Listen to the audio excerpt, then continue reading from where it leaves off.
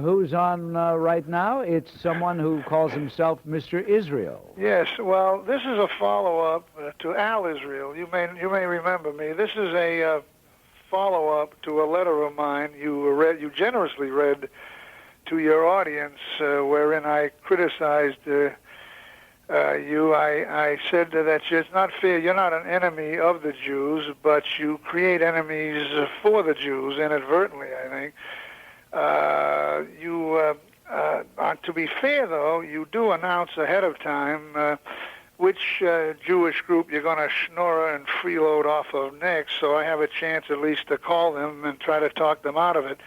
It worked with the Israel Tourist Office, but I was a little late with the New Milford Center. They told me I should have called sooner. So I hope you'll continue to keep me in touch, because it gives Nazi scum that you don't like either, I know, like Tim and Phil, something to beat us Jews over the head with.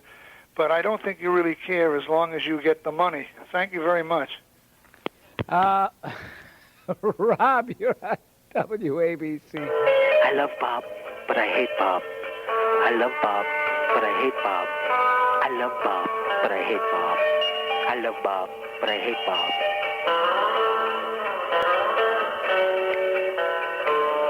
I love you, Bob, but I hate you at the same time.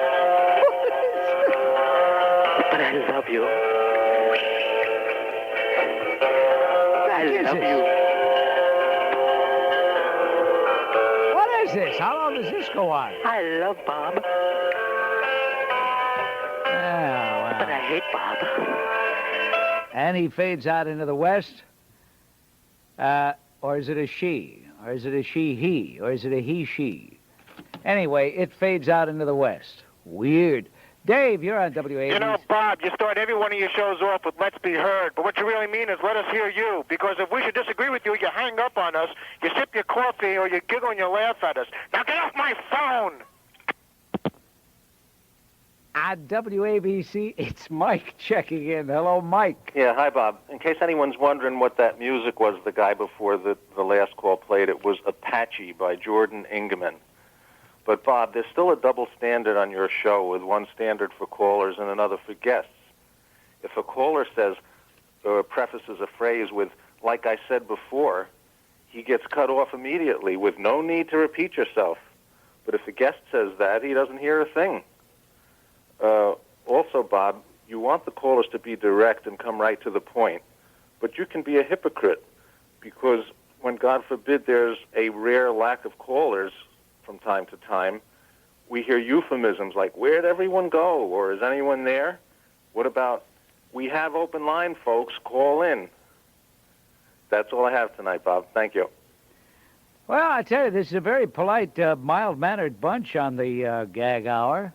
And maybe those people... You know, it's amazing how perverse human nature is. When I'm not doing a gag hour, it seems everybody wants to tell me off. Now I'm doing a gag hour. People are finding it difficult to do just that. Let's try Sal. Hello, Sal. Oh, Bob, first-time caller. Yes, Sal. Well, fortunately, I have to call you during a gag hour, but normally I'll call you to agree with you. But what I want to say is that, you know, you're pretty rude and arrogant, and you can never get anything across. And also, you're a hypocrite and a phony and a two-bit lowlife. What do you got to say to that? Thank you for the call. Mr. Noet is checking in right now. Yes, Mr. Noet. You know, Grant, you insignificant little toad. You're a hypocrite of Olympic proportions. You claim not to be a sports fan, and then you rattle off all 7 managers of the American League East. I bet not half the callers to Artie Rust could even do that, and yet you claim you don't care about sports. You claim to be a debate champion, but then instead of addressing the cogency of someone's arguments... Wait a minute. All right, now we'll try. Are you there? No, we lost him. How did we lose him? Are you there? No, we lost him, Roy. We lost him. Too bad. He sounded like he really knew how to participate in a gag hour.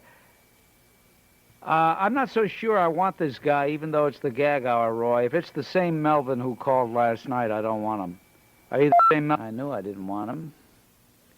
Rich, you're on WABC. Hello. Well, it's Ronnie. But, Bob, if you always say that you want to get out of there, why don't you get out of there? One more thing. Somewhere along the line, there have been some females or a female who has turned you into a psychologically castrated wimp. Thank you, Bob. Art, you're on WABC. Hello. Yeah, how you doing, Bob? First-time caller. And I think you're a fake, a fag, a phony, and you should get off the air. You're a Democrat basher. All right, that's it. That's it, Bob. All right. Get out of town. It's the gag hour, not up to some previous gag hours. As a matter of fact, it probably will not only be the last gag hour of 1989, the 1980s, but probably the last gag hour ever, simply because there aren't enough people who really are that irate. I thought people were dying to really read me off, but apparently too many people like me too much. Anyway, let's try Jim. Okay, and Jim didn't want to say anything either. Let's try Nick. Hello? Yes, Nick. Gag on this! And let's try Henry. Henry? Yeah, Bob. You know, you're the mouse that roared. You got these big comments to say about real popular people like Mayor Koch, Sharpton, Ed Asner, Ted Carvel, and you keep knocking the heck out of these people. But when they show up and you interview them, you lay prostrate in front of them. You don't hold their feet to the fire.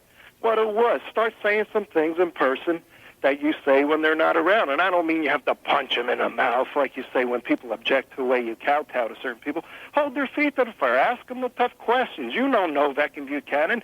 They don't acquiesce when they have these guests that they disagree with. And I'm getting a little tired of it. Your credibility is slipping fast. You got to hold their feet to the fire. And other than that, I love you. I think you're great. But just take the gloves off. Get to these guys a little bit, will you? It's 6:28. That's our WABC time, and Tom checks in. You are so stupid that you think Moby Dick is a venereal disease. You are so stupid that you think Peter Pan is a venereal disease. You're probably a product of City College. If I were as retarded as you are, I wouldn't be seen in public. Thank you. Have a nice evening. Very clever fellow. I wonder what all that innuendo was about, though. Well, at least we were spared Broadway Roy Fredericks acting as a self-appointed censor. Rich, you're on WABC. Hello. Yeah, Bob, your views on abortion, quite frankly, stink.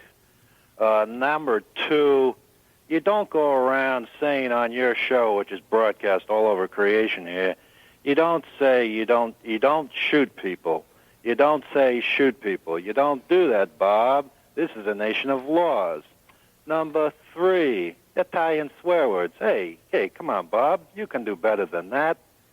Number four, and this is a big one, Bob. Not everybody's a good, sweet talker like you. Don't cut people off. Let them talk a little bit. Yeah, some people are stupid. Right. I don't know where I am here. Next one, guests. On guests, you're real tough with a lot of the callers. You cut them off. You imply that they're racially this, they're racially that. But, Bob, when you get a guest on, there are a couple of exceptions, but when you get a guest on, you're a bloody wimp.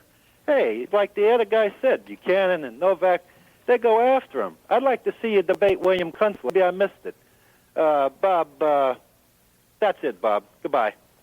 6:30, Joe Nolan checks in with his Metro Traffic Control. Get back to the gag hour. Tim, hello. Yeah, hello, Bob. First of all, I think you should put a dress on before you do your interviews because you act like a real woman. That's number one. Now, you don't even act like a woman. You act like some piece of protoplasm that should be in a petri dish someplace. You there? Number two is that it's costing me too much money to hire a Yiddish translator when you do your program. So would you please knock off those words? And number three, I'm sick and tired of hearing about your Greek buddies down at the diner. You could pack that up too, all right? I think there's something funny going on down there. I think you may be a little bit of a gay queer. You think you bend for your friends down at the Greek diner. That's all. Goodbye. Bend for your friends? What is that? Got to figure that one out. Bend for a friend? Howard, you're on WABC. It's the Gag Hour. Yeah, is this the Bob Grunt show? I've been trying to get you. I am so sick of this crap. I spent 2 hours on the road driving from Two Penn Plaza to Staten Island. I come in my house. I says, hi. Boy, was traffic. Shut up. It's all I hear out of my wife. I'm listening to Bob Grant. Quit penetrating my airspace, you worm. Goodbye. Oh, dear. I got that line, bend for a friend. Wow, never heard that. He must be listening to the Howard Stern show. Hello, Ted. Hello, Bob. Yes. How are you, Bob? How are you, Bob? How are you spiritually, Bob? How are you economically, Bob? Bob, could you give me your phone number so we can chit-chat a little bit at home?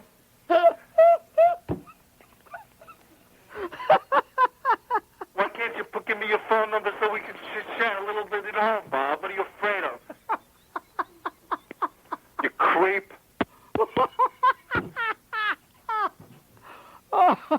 Oh, chickens are coming home to roost. Oh, Steve, you're on WABC. It's the Gag Hour. Grant, you're a loser, and it's not because you're on Nutrisystem and managed to dump about 20 or 25 pounds. You pencil neck geek. You were talking the other day, you're down to a 38-inch chest and a 32-inch waist. That spells geek no matter how you look at it. And what are you going to do now that Bonds is going out of business? Where are you going to get your cheap polyester suits to go along with that bad haircut of yours? And, the other guy was right. You have Al Sharpton on, okay? And what do? You do an impression of Ned Beatty in Deliverance. The only thing that was missing was you squealing for Al. I'll never forget Election Day when George Bush was up against Mike Dukakis. After I had to listen to that loser, Lynn Samuels, scream for 2 hours, I hear you come on, and in a simpering, fetid, henpecked tone say, oh, I think it's all over. I fear for the nation. Bob, you don't have the courage of your convictions. You don't have the guts to stand and speak and then stand with it on Election Day. Also, tell Al Richin to take your photo down because you're a mess. And how dare you mention Howard Stern? You're not even in his league. You couldn't pull down 2% of his rating points, so don't flatter yourself by even talking like you belong in the same league as him. Okay, Bob? One other thing. Keep up the good work. I listen to you every day.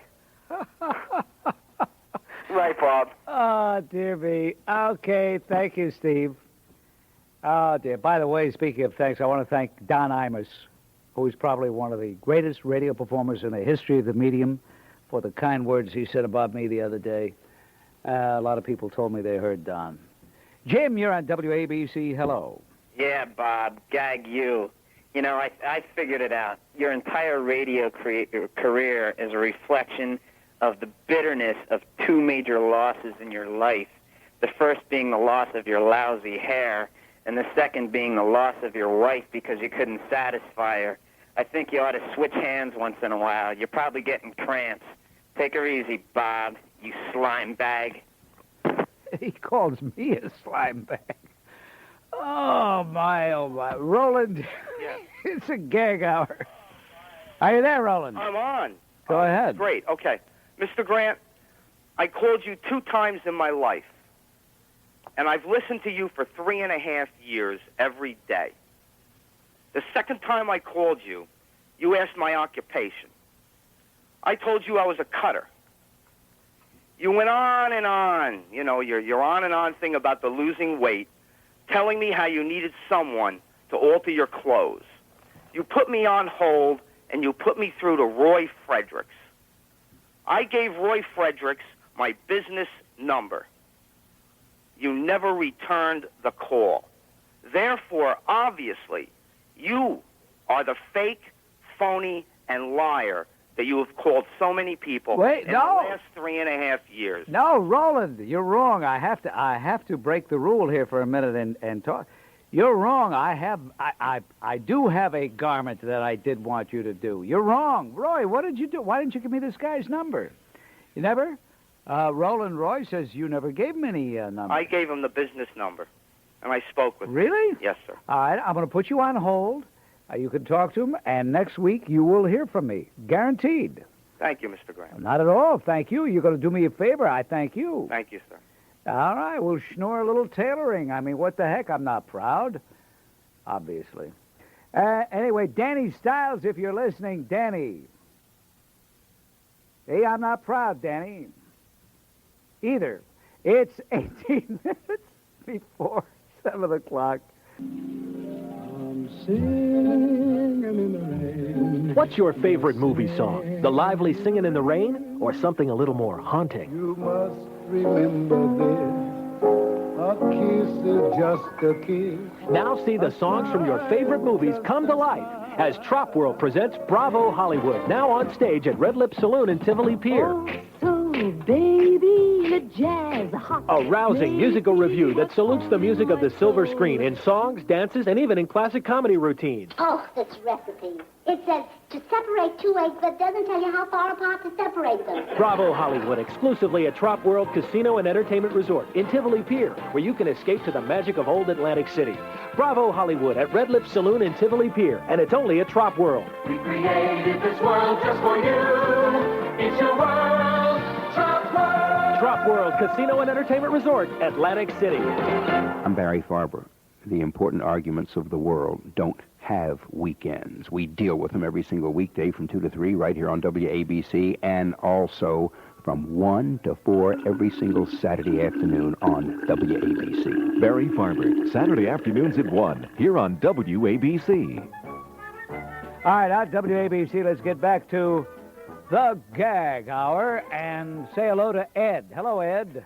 Yes, Mr. Grant. I think the thing that makes me the maddest about you is that you never admit to what appears to be the most basic and fundamental thing that you do there, which is what I applaud you for the most, unfortunately, which is ratings. The bottom line of your job is to achieve ratings. And you never, or at least I can honestly say, I never recall having heard you say that the bottom line is ratings. And that's why every time you say, I got to get out of here, you never go. Because you got good ratings and you're making a sweet buck.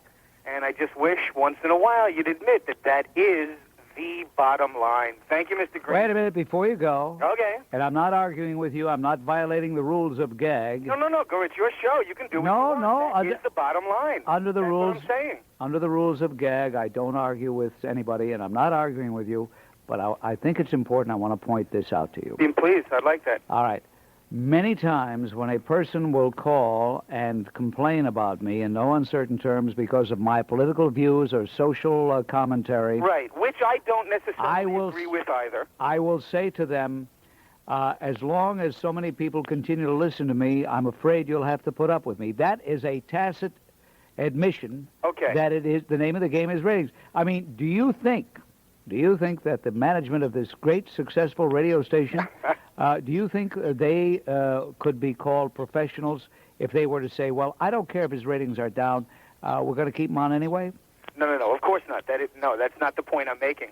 And apparently I apologize if I never did catch you making that remark, or were in a position to pick up that was, as you say, your tacit... No apology is needed, especially on a gag hour. Thank you. No, thank you. Frank, Bob Grant here. It's a gag hour. Bob, I'm mad. Real mad. You know, we only have one mother. And today is your wonderful mother's birthday. And on behalf of the many thousands of your fans, I want to wish her a happy birthday and many returns of this wonderful day for giving us you. Bob, you're the greatest.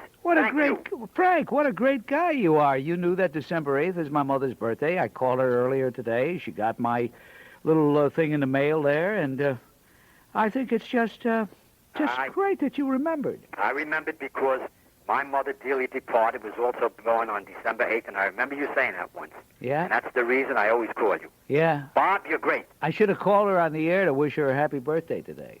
Well, if she's listening, I don't think she'll. No, like she this can't gag pick us hour. up where she is. You want to call her? All right, Roy wants to call her. I'll call her. Why not? You want to give us the number?